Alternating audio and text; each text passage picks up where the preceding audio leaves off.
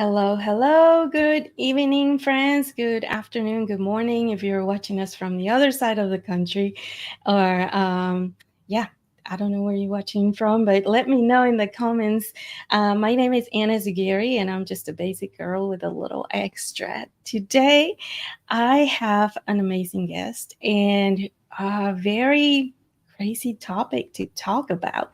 If you have tracking with me for this month, we're talking about how to relate, communicate, and understand and empower our teenagers, around us. So, with that topic, we talk about behavior, we talk about how to communicate. Last week, we talked with Jonathan Frost, and he was giving us a couple of statistics and tips of how to keep our teenagers out of trouble and how to engage with them. And so today, we have Lea Byrd. She is the mobilization manager at The Landing. The Landing is a nonprofit organization here in Houston that helps rehabilitate and just get back in their own feet people that had suffered from sex trafficking. So it's a really intense topic, and if you know me, I don't really like talking about intense stuff, but I think it's really needed. It's something that, because we don't talk enough about it, we might be contributing to the problem. So before I bring her on, I want to share with y'all. Hey, Marcus, thank you so much for being here, friend. Thank you so much for joining us today. So I pulled out this Bible verse. Okay. It's one of my favorites. It says, "So do not fear, for I am with you. Do not be dismayed, for I am your God. I will strengthen you and help you. I will uphold you with my righteous right hand." Isaiah 41:10.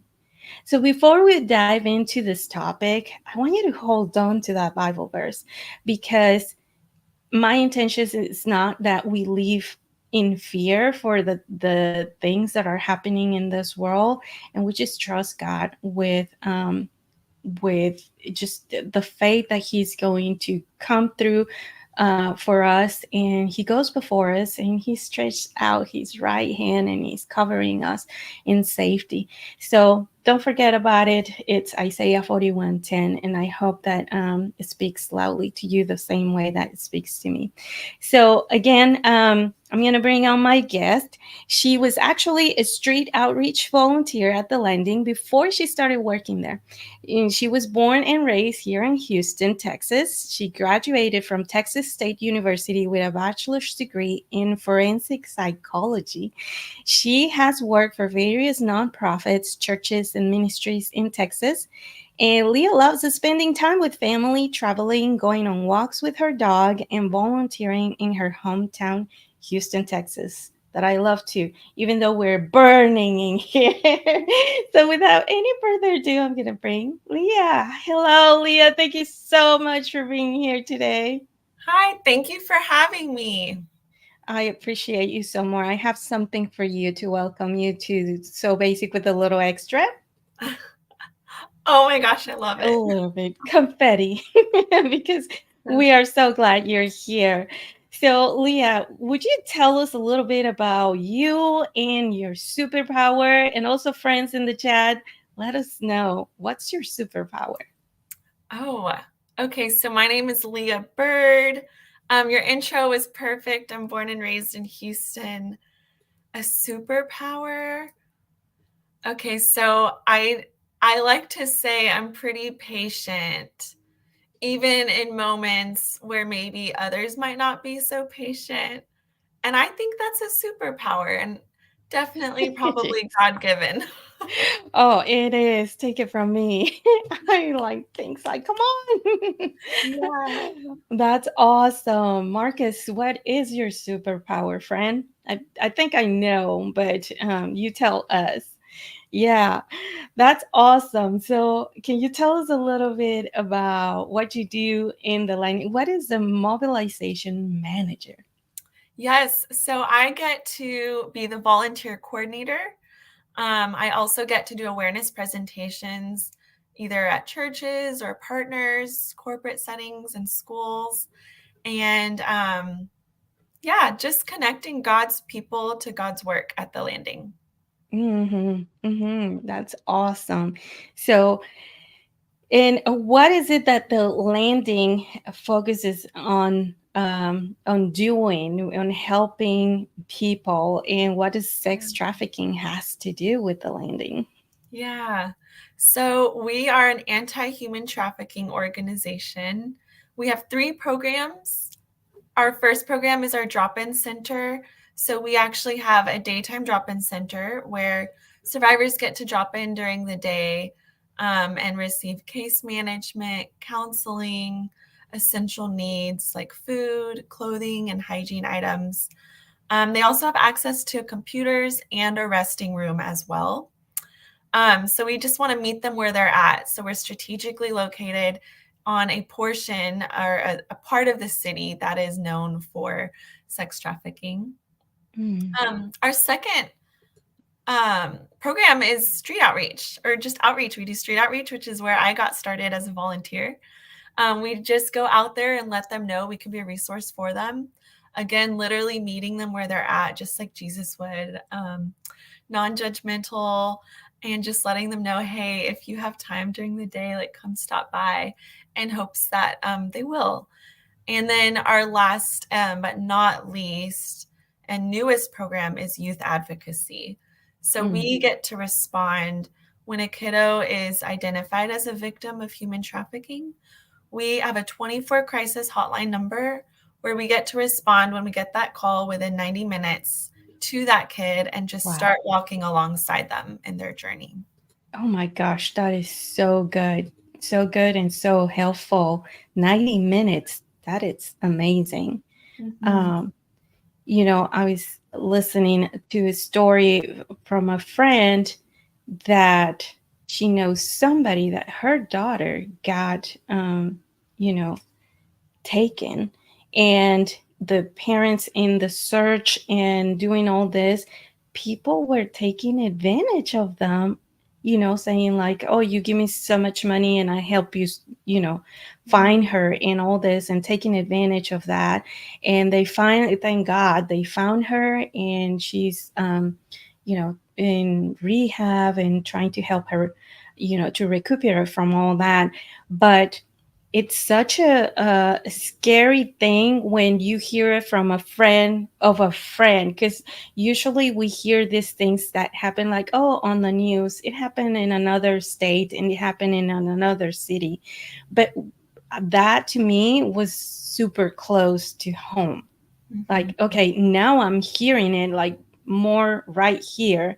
And can you tell us a little bit, have you heard any statistics, like what is the most vulnerable, um you know people? Is there one or another? Back in the day we used to hear that it was only girls, and now it's girls and boys, and it was certain teenage age, and now it's coming to children and adults. So it's like, whoa, what is happening? So do you have anything to share about that?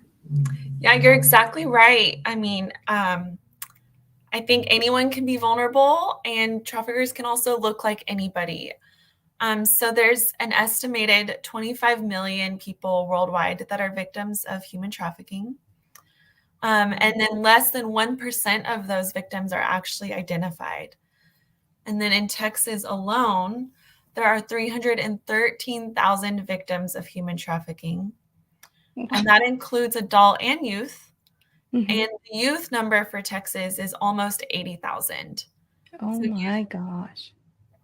yeah. And then a national statistic for you is 36% of US child sex trafficking victims are actually boys, males. Wow. So you're Mm. exactly right. It ranges. It totally ranges.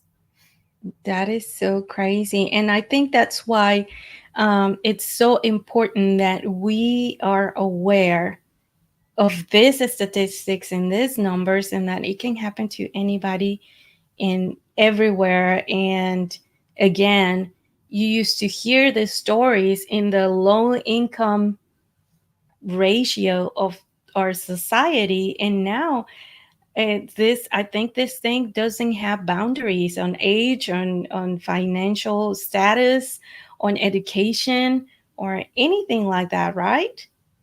Right. Yeah. Human trafficking can happen to anyone.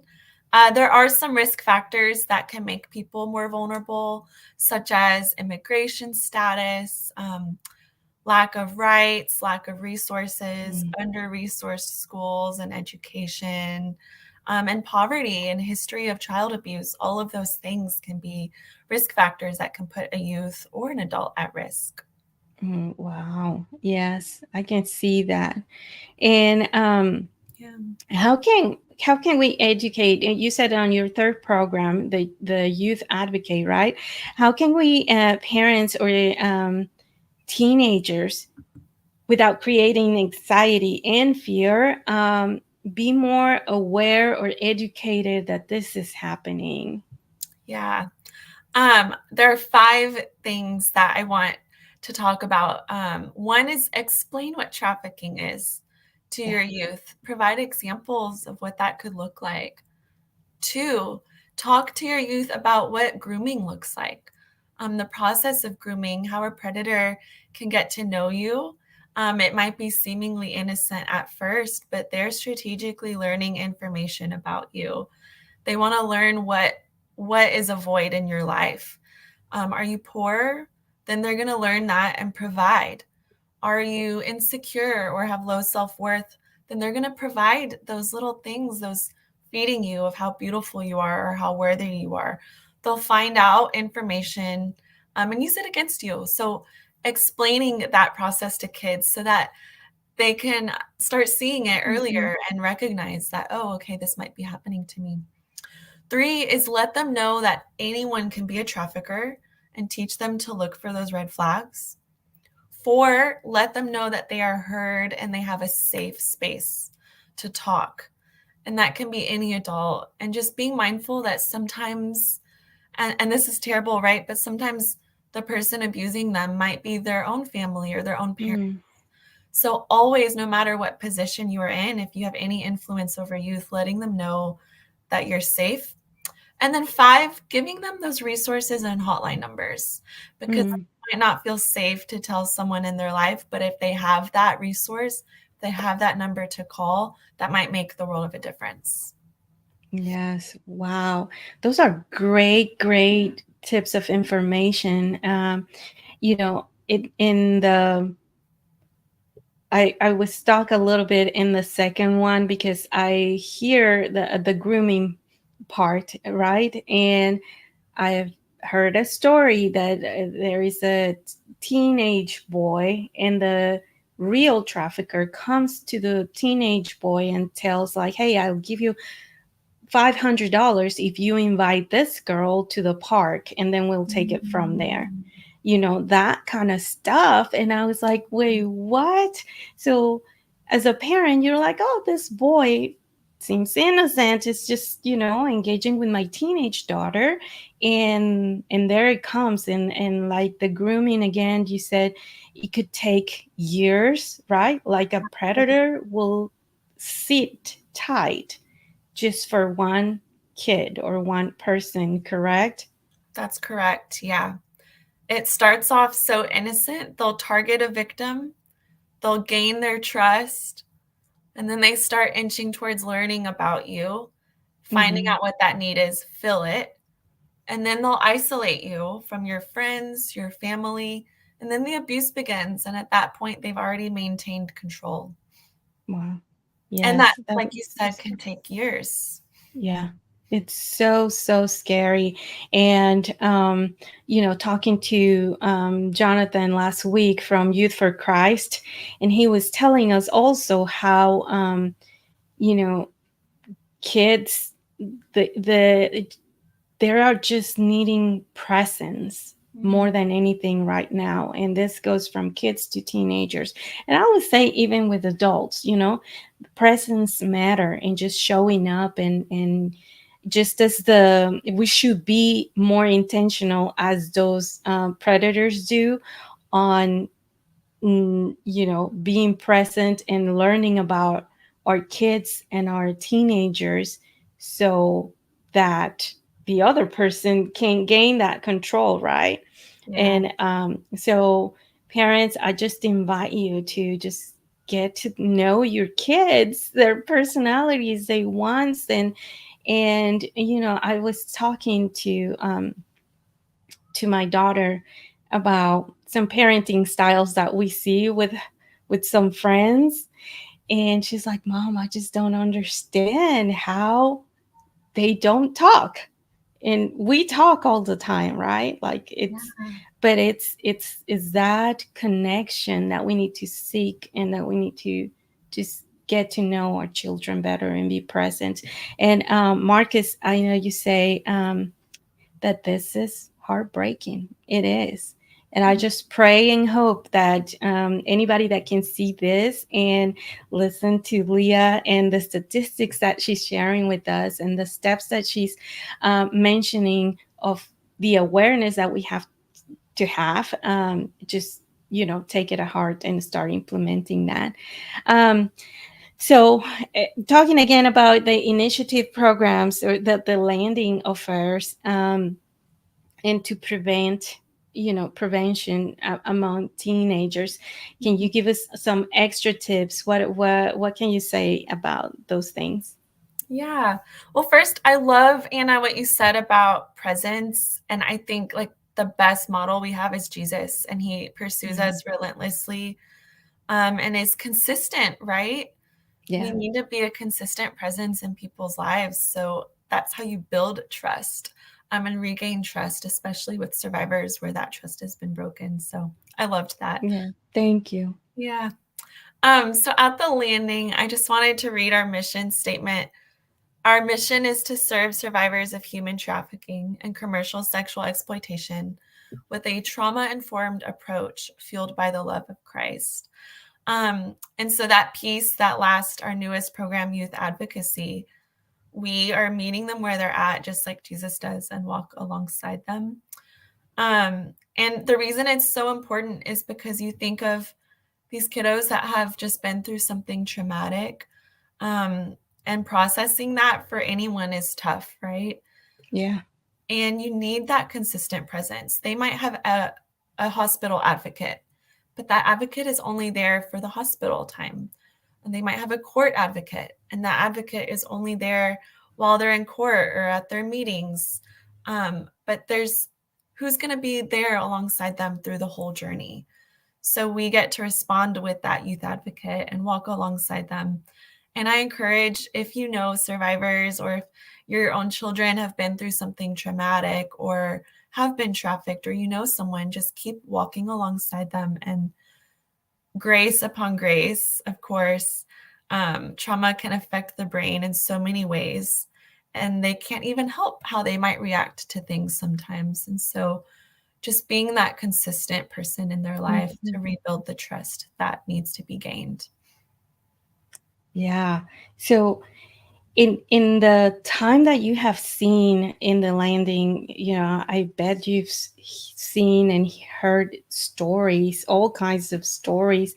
But how can you share with us just a little bit about somebody that you've seen, like God has redeemed this person in such a way that to give hope also, right? Because like Yeah. you said, if this happens to anybody that you know of, you heard of, there is hope. And it's as traumatic and as horrible as I imagine this could be, there is also a hope to come back and have a full and planful life, and just a joyful life in Christ and with the people around us, and redo your life, right? Mm-hmm.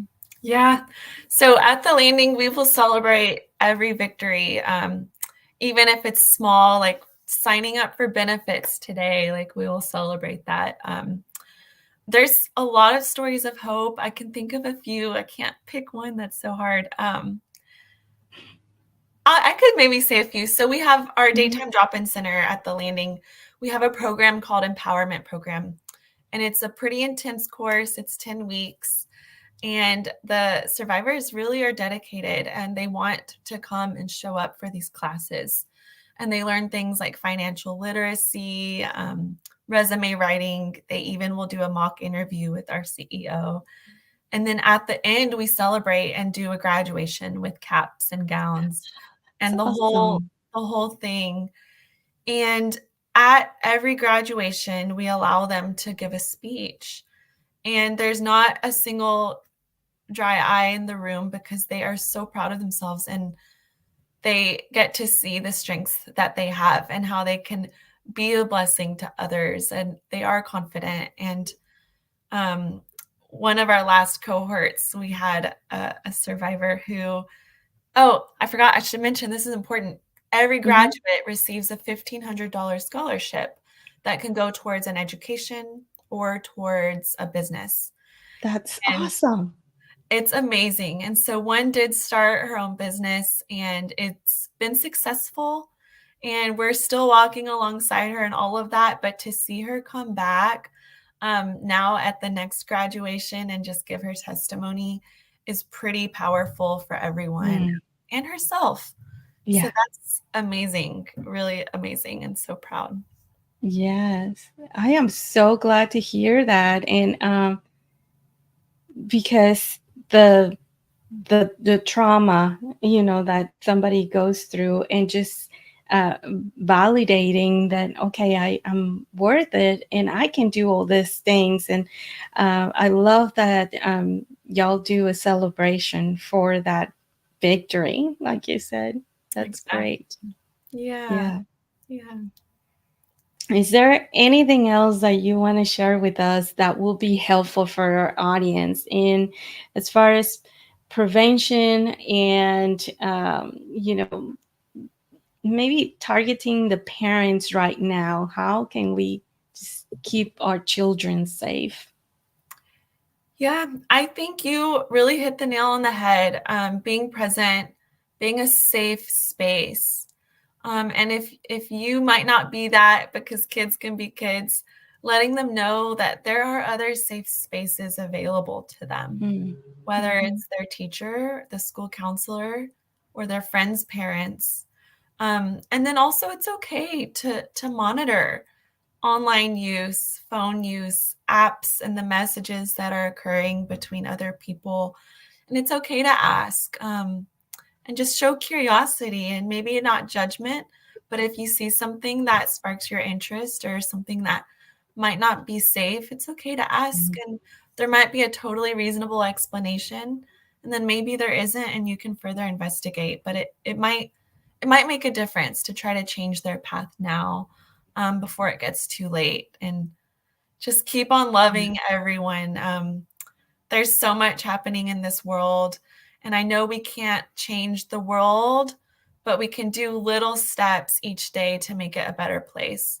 So just grace and understanding that when you're interacting with your kiddos, you don't know where they've come from or what they've dealt with at Mhm. school, and loving them anyways if they're not maybe acting in proportion to how you think they should be. Yeah, that is so good. I just appreciate that. And as a mom of a teenager, I Mhm. just, you know, before she was jumping into the teenage phase, I was dreading it. I was like, oh my gosh, because my other daughter, they're 10 years apart. So Yeah. the world has changed so much. And their personalities are so different. And I'm like, okay. And also, the teenagers now, they're taller than me. Oh, So yeah. they're scary. They're scary to me. I'm like, oh my gosh, look at this tall boy. But they are so sweet. And something has happened in the last couple years where I've been like, okay, I need to get to know these kids, that my daughter hangs out with them. I have the phone number of each one of them.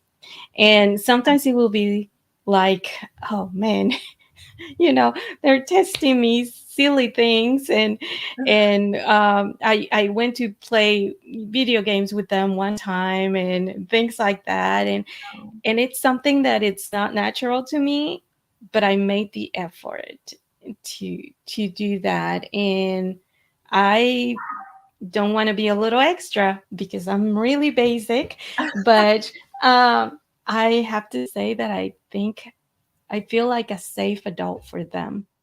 And they have shared things with me that I really appreciate, and I'm like, wow, this is huge, right? Yeah, So I really invite anybody that's listening or will hear this, that just connect with your children around you, and not just your children, but the kids around you, because it's important, and we can be saving lives, right? that's so good. Yeah, that's so Yeah. So I appreciate you so much. Time flies when we're having fun, and I can't thank you enough for being here, and just taking time of your day to be with us, and just share with us this information, because it's vital, and I really hope that people can take advantage of learning these things. Thank you so much for the opportunity and just for your heart to serve others, serve the kids in your kids' lives, and just for this platform and using it for good. Thank you so much. But before I let you go, I always have something a little fun at the end. If you are for it, I have some rapid fire questions for my guest. Are you up for that? I'm ready. We don't know what kind of questions are going to come on the wheel, but we'll see. It's supposed to be really fun. I love it. Okay, here we go. Marcus, if you're still here, you want to play? I changed the questions, friend. Okay, Christmas or Easter? Oh, I've got to go with Christmas. Mm, Definitely Christmas. It's a fun gathering for everyone. Easter is too, but I love the yeah, cold. I know that I was gonna say that. Oh, here in Houston, especially right now, I can't wait for I Christmas. know. Hopefully, we'll go to 80 degrees, right, during Oh, Christmas. we can wish, yeah. Right. Okay, here's the next one. Old Testament or New? New Testament for me. We have the Gospels Okay, and all the good stuff. Yeah. that's awesome. Marcus, you like Christmas too. I want it. Does it snow over there where you are? I don't know. It doesn't snow in Texas. Well, Mm-mm. once in a blue moon, but I can see you liking Christmas. All right, the next one. This is a joke. Didn't Jesus wear any necklaces because because he was holy, so it went through whole. I No, don't know. because he breaks every chain. Oh, that's a good one. That's a good one. Oh, that's Oh, funny. I told it to my daughter, my teenage daughter, and she was like, "Oh, mom." Yeah, it's so corny. That's funny. Yeah, I'm gonna use that. That's awesome. Marcus says that yes, some years it does snow. Okay. We need to go over there for Christmas, Marcus. All right. What is your best memory as a teenager?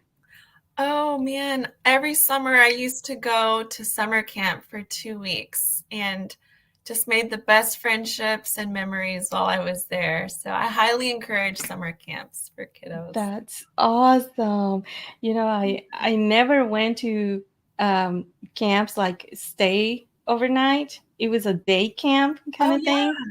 thing. And I think that I would have loved to do that. I hear great things about camps. All right, here we go. Last one. Name one thing you have overpaid. Overpaid. Oh, I mean, groceries. I Groceries think are so so, right? expensive, and gas. I've overpaid for all of that. That is true right now. Yes, yes. Yeah. I can't, we went to, what is that? Whole Foods, Oh, and yeah. my daughter loves Parmesan cheese. And I'm like, she's like, can I get a wedge of Parmesan cheese? And I'm like, sure. We got to the cash, and it was like, I don't know, like $18 for Oh, a wage this little. And I just felt terrible, returning it, but I was like, yeah, oh yeah. Lord. One time, So, one time. yes, yes, that was, I'm like, that's your treat for the whole week. Right? Yeah. Yeah. Oh my god. Oh my goodness. Well, I hope this has been fun to you. Again, I appreciate you, and thank you so much for being here. And you guys, I'm going to share. Um, their website is going to be in the show notes, and you go check it out. Um, Leah, is there any things that people can sign up for to volunteer, or things that the landing is needing at the moment that maybe somebody says, well, you know what, I can't be there, but I can do this for the landing and help in that particular way? Yes, absolutely. We love volunteers. We have a volunteer training every other month. If you want to come and learn more about human trafficking and how you can serve at the drop-in center. And then second, if you're out and about or happen to be online, we have an Amazon list. And we update it every single week with items we need. Sometimes it can be like bras and underwears or hygiene items, just ongoing needs for our drop-in center. That's a really quick and easy way to serve survivors just from home. Sounds great. And they can find that list on the website, correct? That's correct. Yes. Go to the website and click on Take Action, and you'll see ways to serve. All right. Okay. Well, thank you so much. And friends, if you want to connect with the landing in Houston, even if you're out of state, again, one way to serve and connect is doing that Amazon list. But if you want to learn more or say hi to Leah, you can find her also on the website, and I will put the links in the comments. And I just really pray and hope that this has served you well, and we'll see you next week. Next week, we're going to have Miss Brenda Cox. She is the author of Loud is Not a Language. Amazing book. I'm almost done with it. Great book to help you communicate and make these connections that we're talking about with your teenagers and how to be present. That book is so helpful. So don't forget to be here next Thursday, 7 p.m. Central Time. And don't forget to love Jesus, obey Jesus, and tell everyone about him. Thank you, Marcus. Thanks, everyone. We're going to be looking in their replay. God bless y'all.